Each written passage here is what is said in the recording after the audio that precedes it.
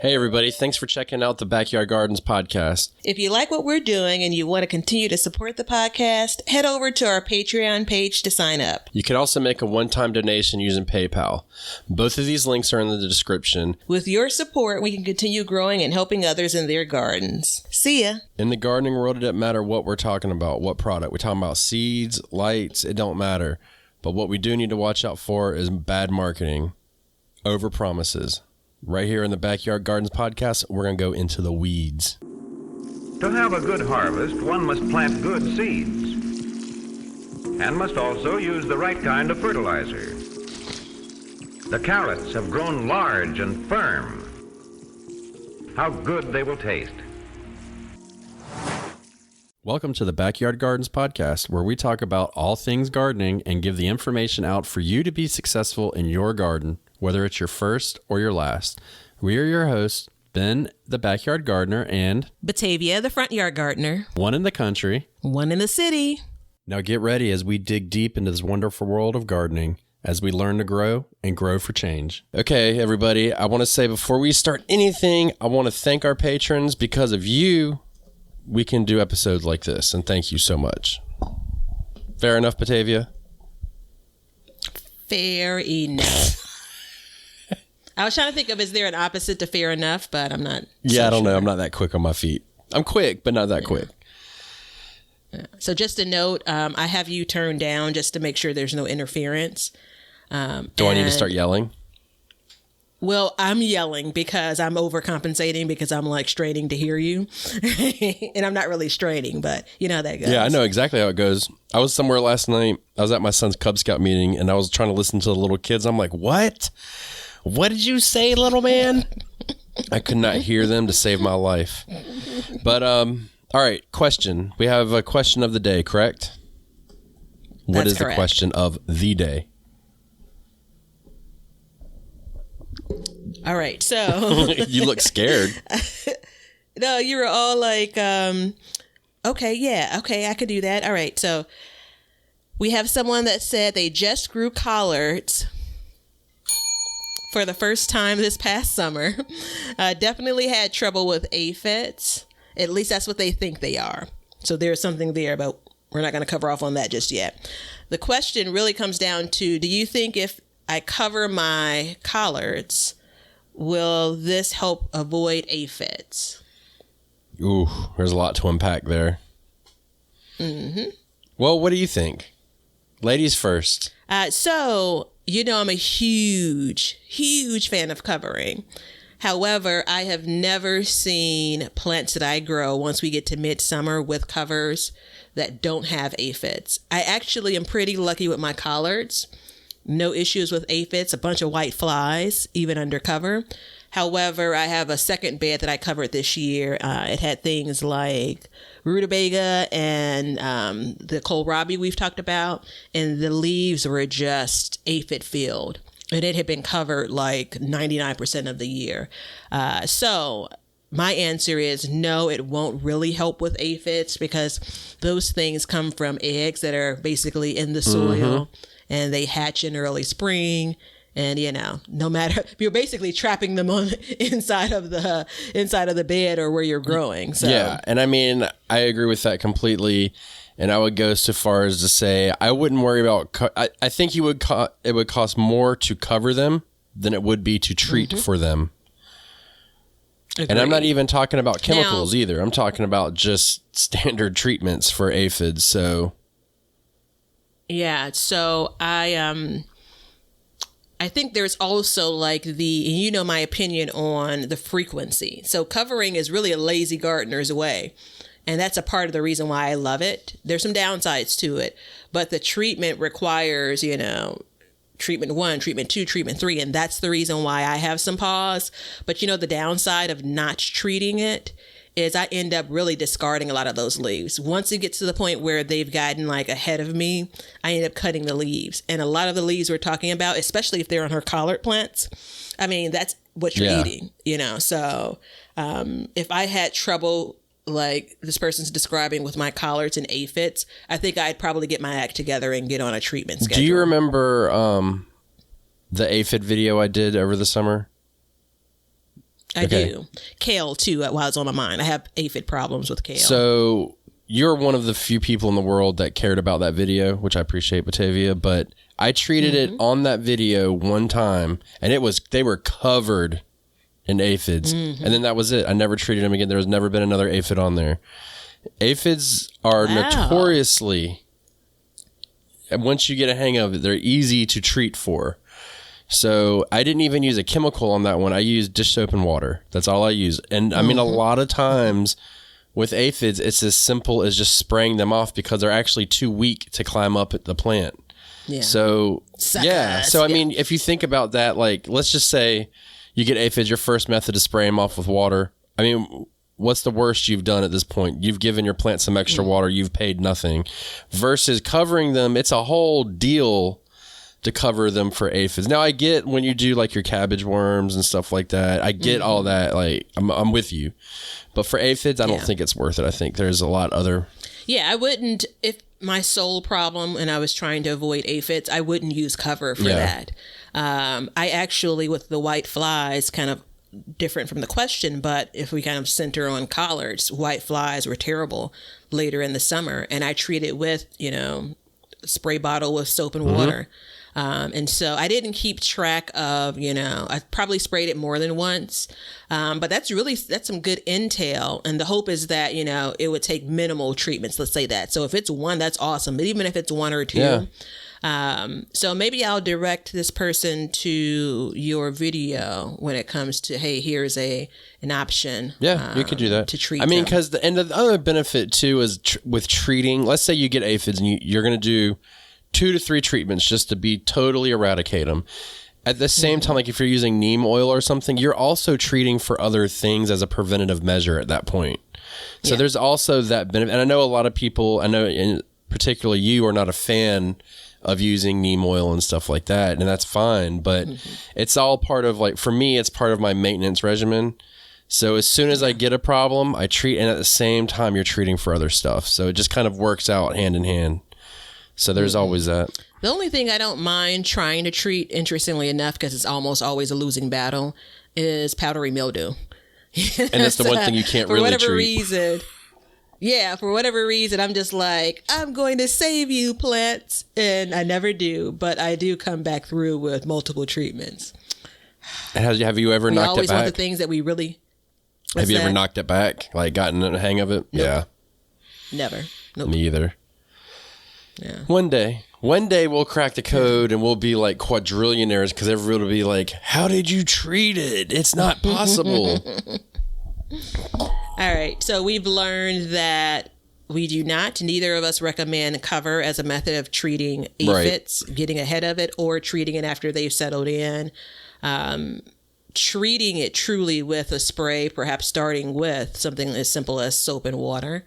Could be very helpful. You've seen it work. And then I think that maybe the next step, if it requires a bit more, could be neem oil, because you do get a couple of benefits, depending on what's going on in your garden. Yeah. So I can live with that. Yeah, and I mean, even before you do the water and soap, you would just use regular water to try and knock them back. And I mean, my first method is always like get on there and start pinching the leaves and killing them and getting them off, all that stuff. So yeah. I'm cool with touching a lot of things. Sorry, dirty old woman laugh. But aphids aren't one of them. Yeah, they're. I mean, I'm picking, cabbage worms all day. That's crazy. Day. I'm the opposite. But aphids, man, they're just terrible. Like so you're cool with like picking hornworms and stuff? No.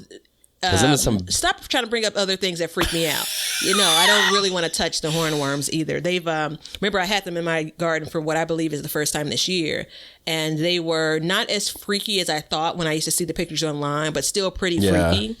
So no, I prefer not to touch them. They're all juicy and stuff. I don't like it, but either way. Yeah, roly-polies, any other kinds of like beetles and bugs.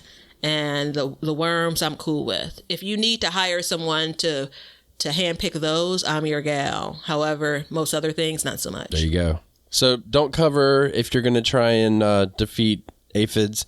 And for the record, aphids hit my garden 2 to 3 times every single year at minimum. So I think it's just part of it. And just try and treat them and stay on top of them and you'll be fine.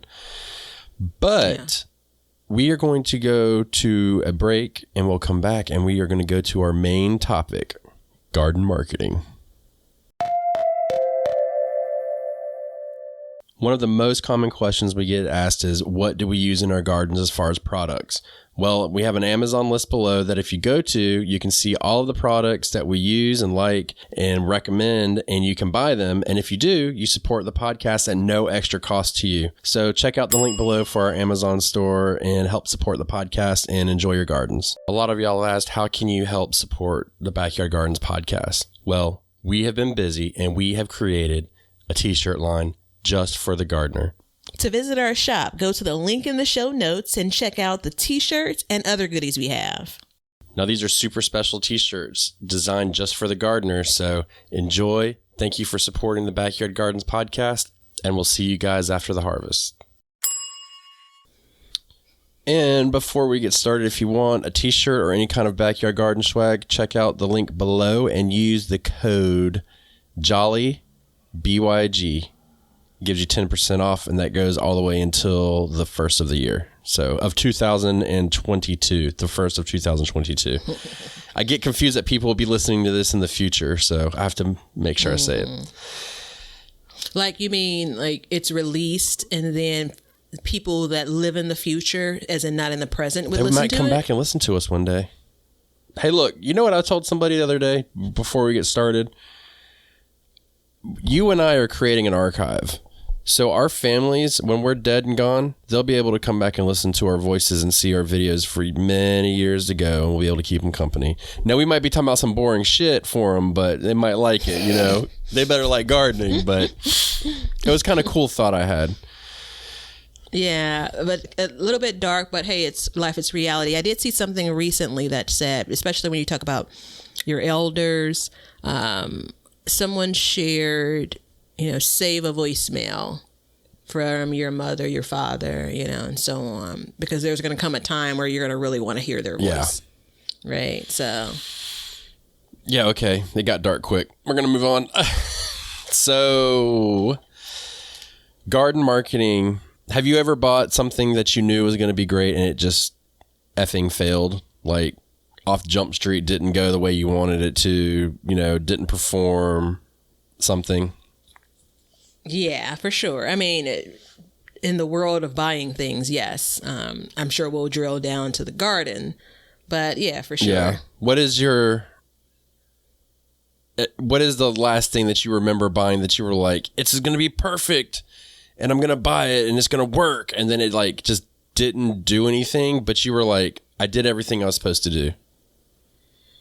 That's a hard one, because I think there's so many things that we're surrounded by nowadays, and it's so easy to buy things nowadays. I literally have, not answering your question as I think at the back of my mind for an answer, I have a dehydrator that I purchased, still in the box, and I looked and said, all right, 30 days for the return was yesterday. Oh, and I'm like, boo. I haven't even tried it. I'm just super duper hopeful that it's going to be what I expect. Yeah.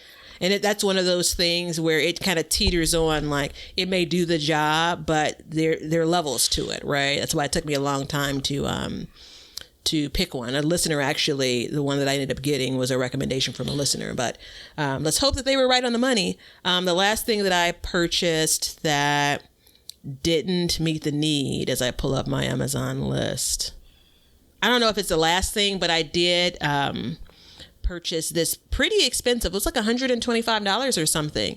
It's this shoe rack, and it was supposed to solve all of my shoe problems. And the measurements for the spaces for the shoes are like not for any woman that ever wears a heel. Oh, really? Right. And so they give those measurements, and true enough, I probably had information to make a better purchase.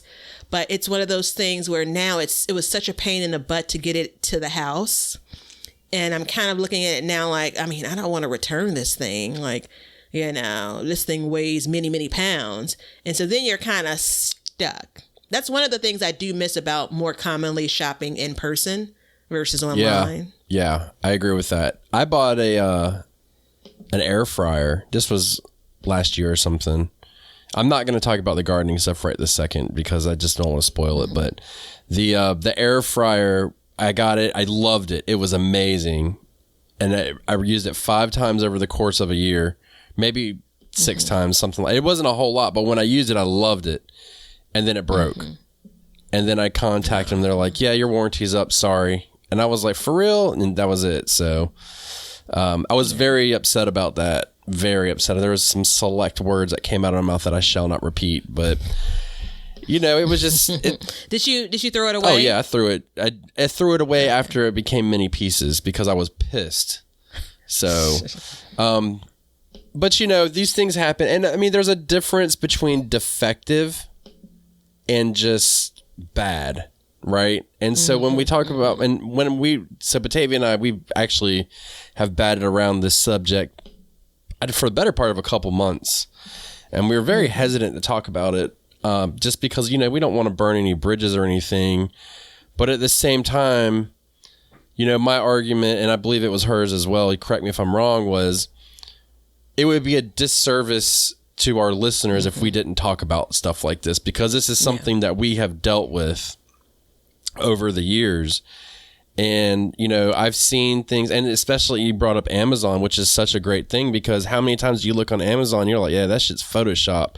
That damn, you know, that plant ain't real, you know, or something like that. So it's just interesting to kind of, now that we're sitting here and we're about to talk about it, my mind is going like, it's going super fast, trying to think of like all, because I see it all the time, you know? Yeah.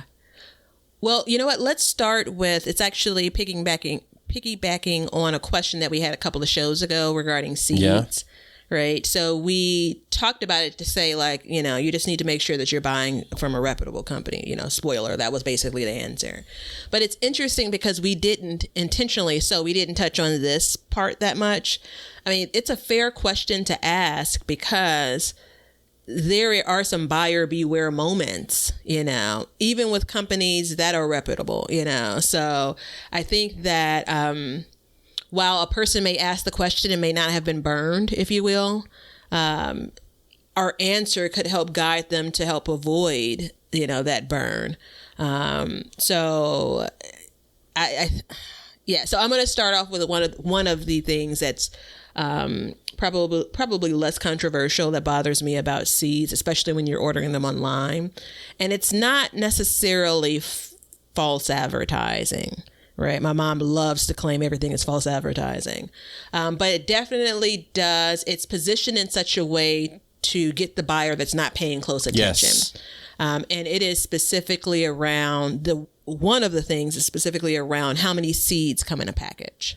Yes. Right. So you're buying this package of, let's say, okra seeds, right? And you may not know how many okra plants you want to buy, but okra seeds are probably one of the higher packages of seeds, and, you know, when it comes to the expense. And you get it, it's mailed to you, and then it has like 10, 12 seeds in the package. Right. So they give you things oftentimes, not everyone, but they give you things like the milligrams, and who in the shit knows how many milligrams equals how many seeds, right? Like, you know, I have seen some websites that actually give you like approximate number of seeds depending on it. They do that a lot for some peppers, some of the smaller websites, but a lot of places don't.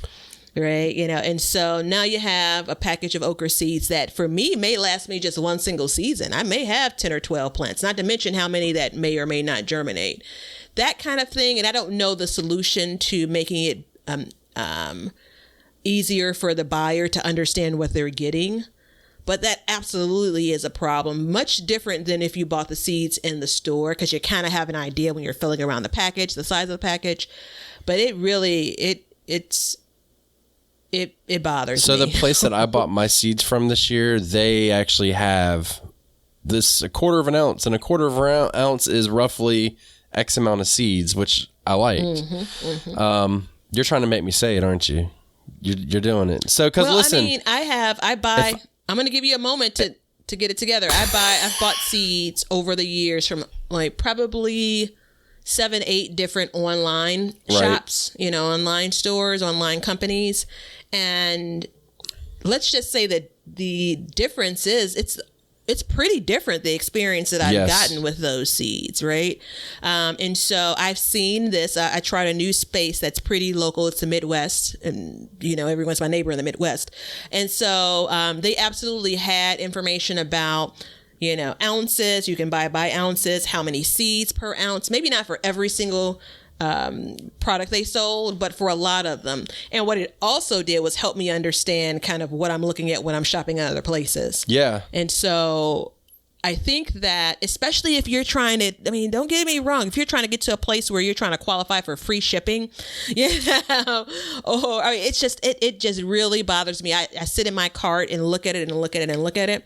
And because I'm more cautious now, I still don't have the answer to all of these places though, So, all right, I've given you time to decide so your decision, how heavy you're going to come in. I'm coming in heavy and hot, but I just want to say this first of all. Your decision to buy where you bought from encouraged me to buy seeds from somebody that was local to my area, not just my area, but to like North Carolina, Virginia, South Carolina, and all that stuff. Yeah. And for the record, I had somebody email us the other day, and I don't live in California. I live in North Carolina, so there's that. But I want everybody listening right now to take a moment and decide if you like the Backyard Gardens podcast, because what I'm about to say is going to piss off a lot of people, and I'm fine with that. So I have bought seeds, just as Batavia has, from everywhere.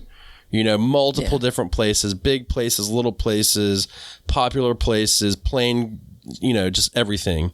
And there's one company that I had super high hopes for the past 3 years. And my palms are starting to sweat, and they have the most beautiful seed packs out there. I mean, when you buy them, you literally think that you are getting a piece of gold. Like, I mean, they're sexy, they're modern, they're vibrant, and Baker's Creek seeds are terrible. They are mismarketed. And I'm going to tell you why. I'm going to tell everybody why right now, because if you know who I am, you know anything about me, you know that I'm in the photography, film base, stuff like that. When you see a picture that is oversaturated like that, you need to watch out, because I grew almost an entire Baker's Creek garden this year and nothing turned out like the pictures. None of the flowers did. Nothing did. Now, there's other companies that I use the same way, and they're not as pretty seed packets. I mean, when I open my box, I'm like, damn, I did something good, and they're very popular seed company, but and there's an underbelly of like Instagram and social media where people are saying the same thing, and they're constantly selling stuff, one that shouldn't be grown in your area. You should, they've given me stuff for free that I have no business growing in my area. It just wouldn't work. And it's like the purple carrots. They're not purple, or they're like doo-doo brown when they come out or something, there's just all kinds of things. I had my Queen Lime zinnias this year. They came out when you look at the package, I think they're Queen Lime. They're vibrant red with streaks of green in the flower, and they're big blooms. All of my blooms were the size of maybe a ping pong ball, and all of them were dull pink and just blah, versus your random zinnia that you get is vibrant and pink and orange and big and luxurious, and these are just pitiful. And I've heard of many people saying this, and it's what sparked this whole topic, because they're so popular. And I've bought many other seeds from many other places and had much better results. So we can dig into that, or we can move on from that. It's whatever you want to go. No, I have a bunch of comments around that, so I want to dig in. So I've had a similar experience where the package, and been drawn to the packaging. I mean, that's a huge part of marketing. And I'm going to say probably in recent years, so this could be 10, 15 years. I don't know if it's always been that way, because in my mind, I want to say maybe our forefathers and mothers, we were like, all right, they only saw the seed and they planted it and they know it was going to produce some food, and that's it. But, it's it's changed. Yeah. You know, gardening has changed for a lot of home gardeners. And so I am interested in growing the thing that looks unique, that tastes unique, that's beautiful, especially if it's flowers, right? I have queen lime zinnias. I don't have them from Baker's Creek. I have them from some other place. But when I compare the packaging, it is a difference in the view of it. Right, when I look at the packaging online versus the package I have. Now, I separately haven't had luck growing queen lime zebras. Or maybe I have and I didn't realize it because it came across as a different color. So I do want to comment because we've talked about before how a lot of these sellers are getting seeds from the same place. Yes. So what you get... I'm not going to always point to, Baker's Creek is the villain, if you will. And I'm not implying that you are. Like what you end up getting. But I definitely do believe they win the game when it comes to attract a buyer based on the visuals. For sure. And at this point, you know, there has to be an understanding that some of these things that are packaged, and I don't necessarily, I mean, I get what oversaturation means, but I wouldn't have described it that way because my mind doesn't work the way that yours does. But I definitely get the idea of, all right, we're prettying this thing up, baby. Yeah. And it's going to draw someone to me to buy queen lime zinnias versus some other place. Right. And then it's very similar, although it's a much smaller purchase, but very similar to the shoe rack.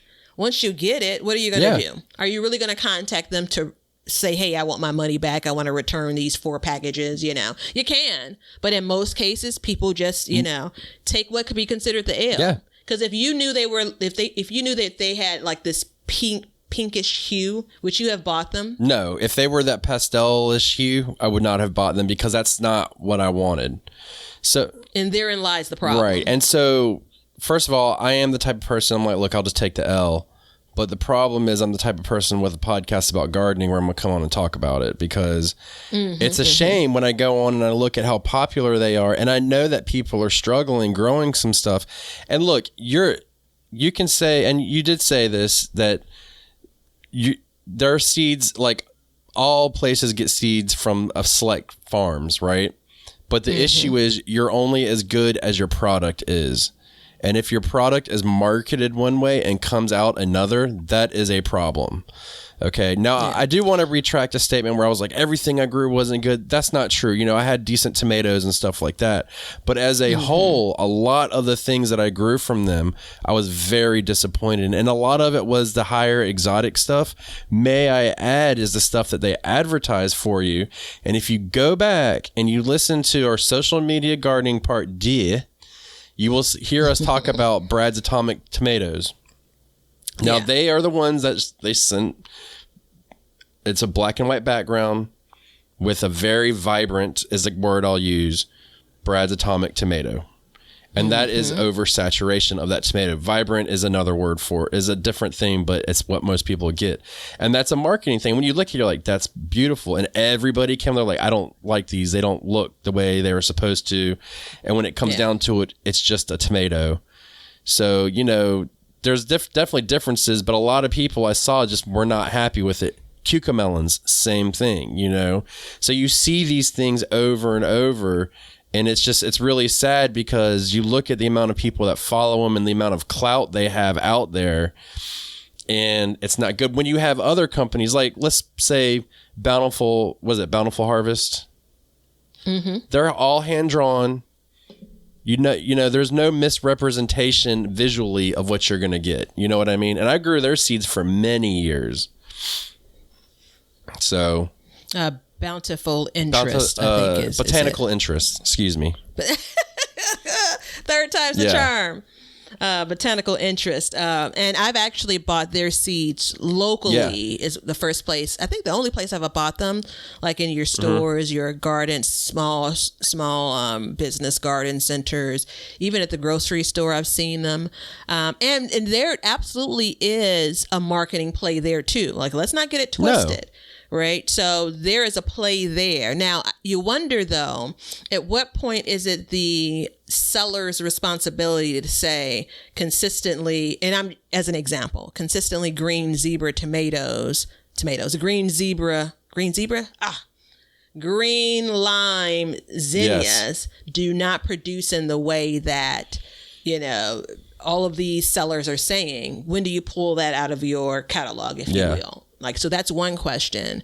Two, remember how we talked about there's some sellers that won't sell certain items until a certain date. Sweet potato slips were an example of that. They won't ship you sweet potato slips until a certain date. And that basically, I surmise that, as well as you, I believe, that it protects both them and the buyer, right? So I'm not going to sell you something that will fail if you plant it in February. And sometimes people that could plant it in February suffer because they're making kind of this broadcast, we're not shipping until, in these areas. So they're taking some responsibility there and saying, we're going to make some decisions for you as a buyer. So there is that. And I say that because how would you feel if the description of that seed, when you go online, back to the zinnias, if they said something like, on occasion flowers come across with a pinkish hue, right? Like, does that help the cause, right? In my mind, I would love to see someone that has the queen lime zinnias that actually are that color, like one. Because there could be this case of none of them are, or it has to be very unique conditions where they actually grow that way. But I think while we spend a lot of time on the zinnias, I think that it crosses more than the zinnias, more than the Brad's atomic, grapes, right? Everything from size of vegetable to kind of color. I have had consistent luck with Baker's Creek in particular when it comes to germination and like producing. Seeds are actually producing. But the reason why I do want to even harp on the idea of I bought a thing and expected it to look like this, whether that was the only reason or part of the reason I bought it. When you're talking about garden space that's at a premium, I'm not going to spend this space in my garden if I knew the thing looked like something else. Yeah. Now, again, I don't have an example to say that I grew the one I keep on bringing up, green zebra tomato, and it always tastes like this. And now I grow it and it tastes different. I don't have that experience with Baker's Creek or really any other of the websites and things that I buy seeds from.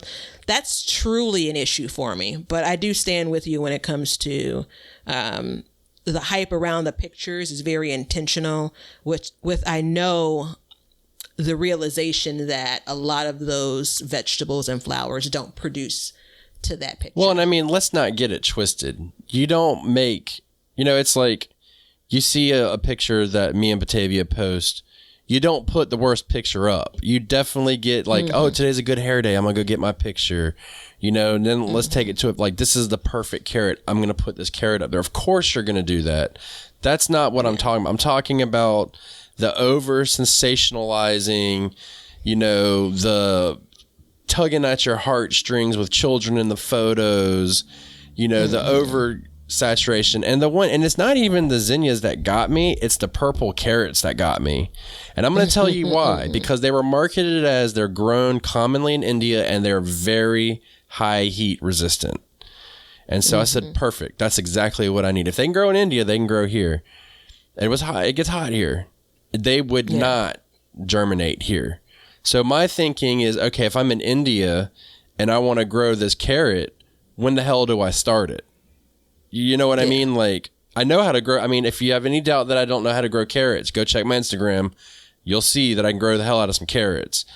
So when I did that and I talked to somebody else about it, I was like, man, and I posted a picture and they were like, I think I put it in my stories that day because I was really trying to be low key about calling somebody out.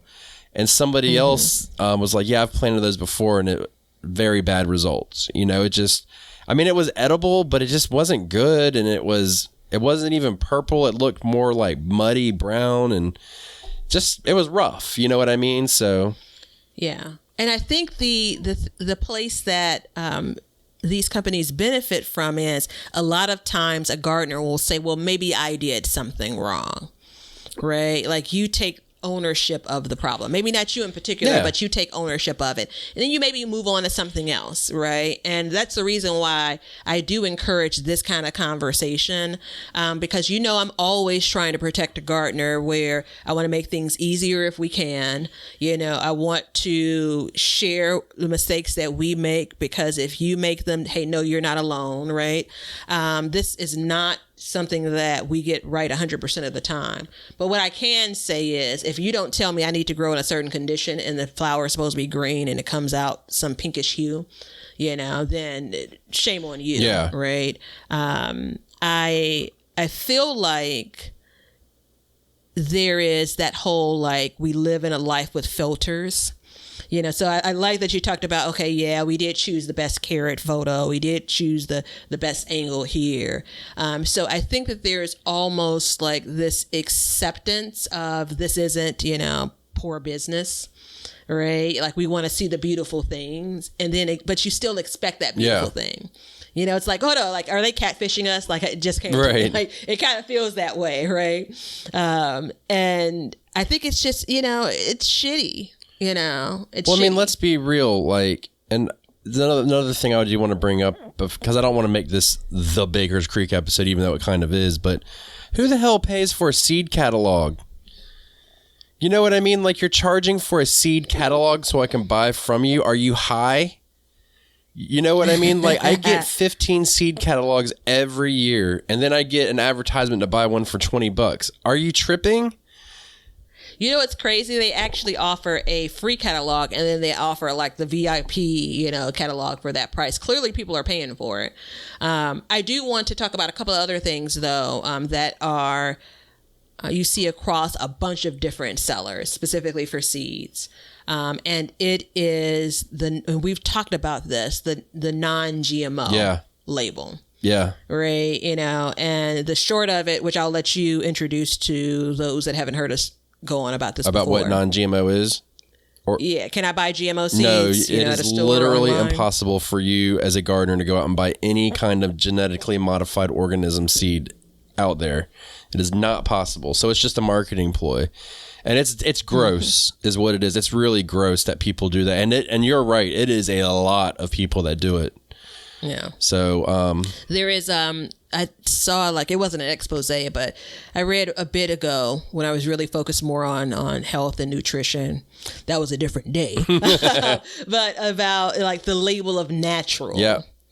You know, and how that's just like, it's junk marketing. You know, like, and the key though is the same way with non-GMO.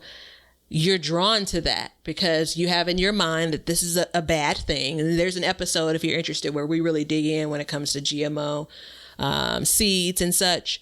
But it's bad in your mind. And so you are now more drawn to this company that's not going to sell you the thing that's GMO. Because in your mind, they've told you that there are people that sell it that actually are selling GMO seeds. And that ain't it. They ain't selling them to you. And it's literally against the law. I mean, that's the whole thing, is it's like, it's against the law. They will go to jail if they sell it to you. So it's really sad. And like I said, it truly is, to me, it's gross that people put that on their seeds. And across the board, I don't know how many I've seen, but I've seen an awful lot that do that. And the organic label, like, I think that's a marketing ploy too, but I get it and I'm okay with it because there's a cost difference there. So you're having to step up at that point. But the non-GMO thing is just across the board. So it's like, hey, we're good. We don't do that. And yeah, there's steps that that they need to take to be certified as an organic seed seller. Now, whether or not you believe in, are those steps necessary for you to have a healthy garden, that's up to each individual person. Right. I do think that we equate organic food that we may buy in the grocery store, organic deodorant, or like we use the same kind of understanding when it comes to seeds, and it really all is different.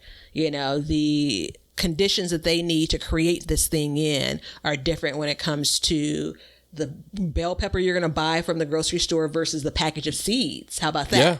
Right. And so they're not looking to give you that level of detail.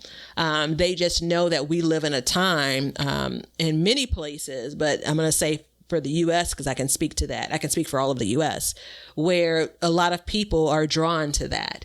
And especially when you're looking at seed packages, and specifically on the organic piece, where you can make which I have done often, you can make the justification for buying seeds, instead of $249, it's for the let's say conventional grown pack, it's $329 for the organic package, same seeds, right? Same quantity.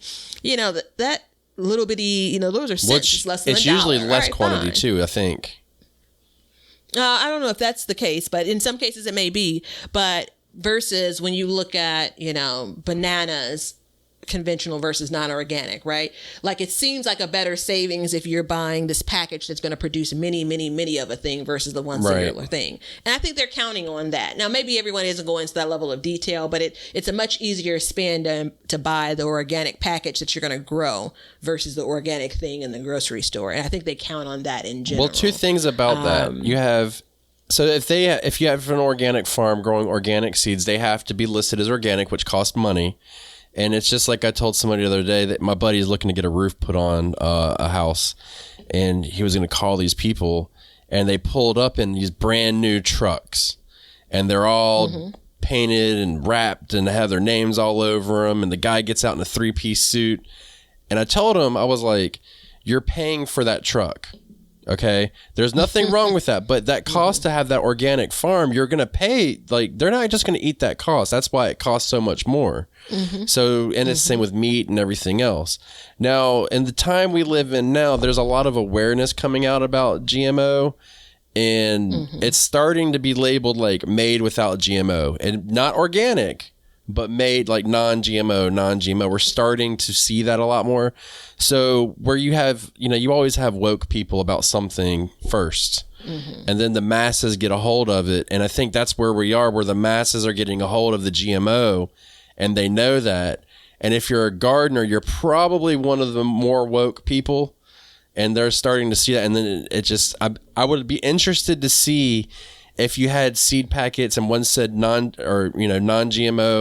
or GMO free or something, and then the other one was the exact same thing, but just didn't have that in it, which one would sell more?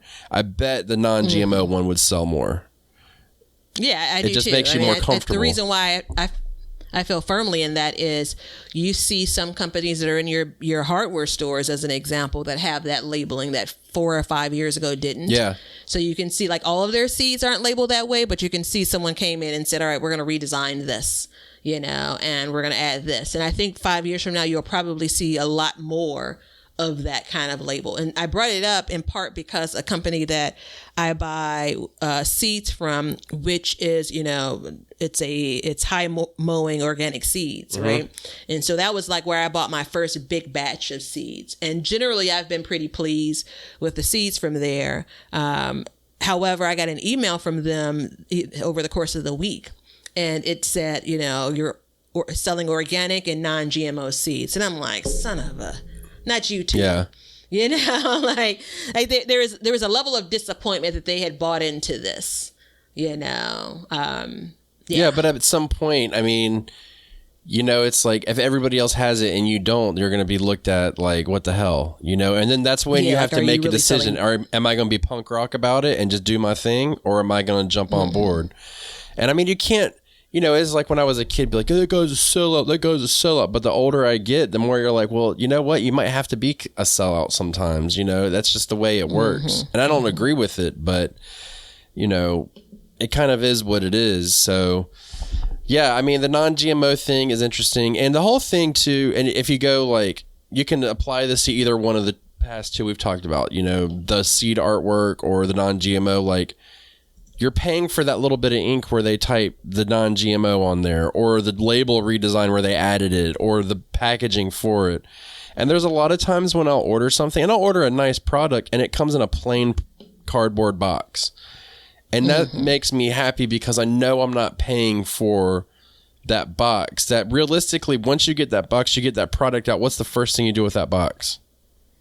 You throw it in the trash. Well, I put it in my basement. Well, that's you, but... Because that's where I store all of the boxes for clearly the playhouse that I'm going to be building. Even still, you're not looking at it and cherishing it. You know what I mean? And I remember this hit me a long time ago. This is back in the day. I bought a Thunderbolt phone.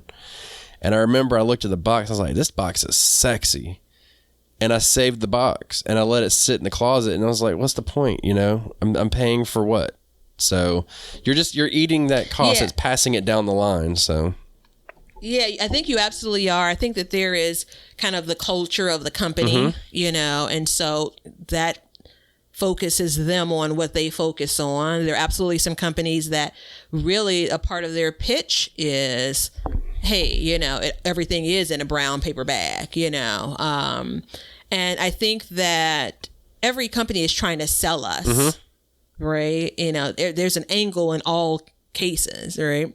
Even small businesses, even, you know, someone that has the individual, they're selling out of their kitchen, like you're trying to sell the product, right? And so you're trying to sell future customers and then even create returning customers. Like that's how this thing works, right? However, I think that we can absolutely note that you have some companies that prey on people. You have some companies that play on kind of these trends, and it may not actually come into their packaging. It could come across in their newsletter that they send you. It could come across in, you know, the advertisement at the store if their packaging is at the store. Absolutely could come across in their seed catalog if that's what they're buying or they're sending you, whether it's the pictures, who's in that particular catalog, who's on the cover this year. You all may have noticed kind of who's displayed on covers late last year is different than you've seen in years past versus what we may see in the years coming up. Like all of that stuff is in play. And when we go back to the original question of, you know, where do you get your seeds? A part of this is, especially once you get, you know, into this, a part of this is what companies do you want to support? Yes. You know, so. And what do the companies stand for as well? Yeah, and it may not tick all of your boxes. And it's really hard for a company that you have no influence over to tick all of the boxes, you know, in your plus column. But just consider that there's some companies, and there's some others that we haven't even named, that once you get down to looking at what they're offering, it becomes very questionable. I think that there's a seed company that sells seeds for 99 cents. Right. You know, that's a part of like their marketing, seeds for 99 cents. And I guess in hindsight, logically, you think like, how in the world could they sell them for 99 cents if other people are selling them for $2, $3? And when you get the seed packages, you know why. It isn't that the seeds are, you know, like grotesque packaged wise, but you're going to get less seeds in that package than you are anywhere else. You're going to get less seeds. Now that could actually play in some people's behalf. So I was talking to a listener just last week this weekend around, like in some cases we get as small gardeners more seeds than we would ever use. Right. You know, and so in some cases, a 99 cents package that may have 10 or 12 seeds may be right up your alley, but it'd be nice to know that going in. Well, and those 99-cent packages of seeds have had the same artwork on them for 58 years. You know, it's the original artwork, which is nothing wrong with that. I mean, you know, it's what's that company? Johnny's Seeds. They ain't got nothing on there. It's a plain white envelope with a green line and a word Johnny on it, you know, and that's that. And they're one of the bigger companies as well, you know. Some of the companies that I've bought seeds from, if I buy like, let's say if I bought 10 packages of seeds, it's a nice round number. 7 of them may come with some kind of artwork, a picture of that vegetable. And then 3 of them will come in just a plain, it's the company name on it, the name of the vegetable, and that's it. Right. And one of the reasons why we love like the packaging that is pretty like that, because it's a hands-on reference to what that thing is that you're growing, what it's going to look like. Right. You know, and you can look back and say, all right, you know, as you're watching this thing grow, you can go back to your seed box and say, yep, this is what it's going to look like. And I don't always go back and compare it when I pull it out of the ground, you know, or off the plant, you know, but in the moments where I do that comparison and it falls short, it is disappointing. I want to briefly cover things that are beyond seeds, and it really is kind of the things you need to grow. right? Whether it's, your favorite, which it really isn't your favorite, grow bags as an example.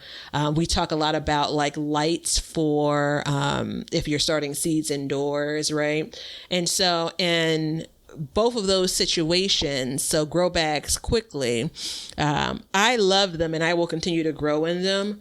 And a lot of people, we know the container gang is strong all throughout the garden community. The thing that you don't necessarily consider when you get this 25-gallon grow bag is really when we talk about how much freaking soil it takes to fill up that bag. Yeah. Right? So they come at a really cheap expense. And it's like, you can get, for the most part, 5 bags based on the size for like $20, right? It may be like 18 if you get like 5 gallons. It could be 23 if you get like 25 gallons. And so you think it's a killer deal, right? But you don't necessarily, everyone doesn't necessarily compute how much soil they actually need to put in those bags. So you think you're saving money. And I don't necessarily believe this is them preying on container gardeners, but I think it's something that, from a marketing perspective, it's so easy to grow. You have these breathable bags, you have these handles on either side, and there's a piece of the equation that maybe you haven't realized for a gardener, as a gardener, I should say. So that's one thing. And then I think that there are probably 4 or 5 other things that we may want to talk about here. All right, this conversation is going a little bit long, so we're going to cut this one right here. And we're going to bring you a whole nother set of topics and the same thing next week. So we just really want you guys to come out and, we want to inform you. So please let us know how you like this and if it's helping you at all. And don't crucify me. I'm sorry. I know I poo-pooed on a lot of people's favorite company, but, it is what it is. So everybody be cool, be safe, have a good weekend, and we will continue this conversation next week. See you next week. Thanks for hanging out with us today. If you want to see what we're up to or just stay up to date on all the announcements regarding the show or anything gardening, then you can follow us on Instagram at Backyard Gardens TV. We love seeing what you guys are doing, so use hashtag BYG podcast in your posts, and we'll be sharing your gardens with the Backyard Gardens community. And check us out on YouTube at Backyard Gardens, where we will post this show, all of our other shows, clips, and then also some gardening tips and just gardening entertainment. And you can see us at our website at backyardgardenstv.com. But that's it for today's show. So help us as we learn to grow and grow for change. And until next time, we'll catch you guys later. We'll call this one a wrap. Now you know why people feel like celebrating at harvest time. All over the world, people have feasting and good times when the crops have been gathered in.